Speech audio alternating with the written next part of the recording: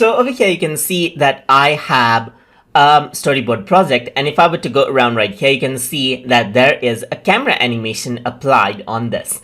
But if I don't want any camera animation, that is, if I want the camera to be as it is when we started, then you can go around and simply right click on the camera timeline right here. And here you can see reset camera is an option. You can click on this and the camera gets reset, as you can see, and there is no more animations.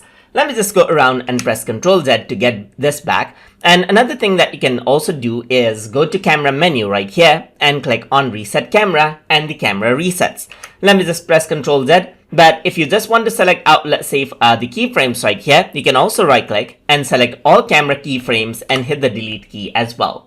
And that is how you can reset out the camera in its original state, no matter how many keyframes you add, or even if you change the camera angle later on, so that you can start working from scratch again. So hope you guys learned something as always. And as always, please like, comment, share, and subscribe.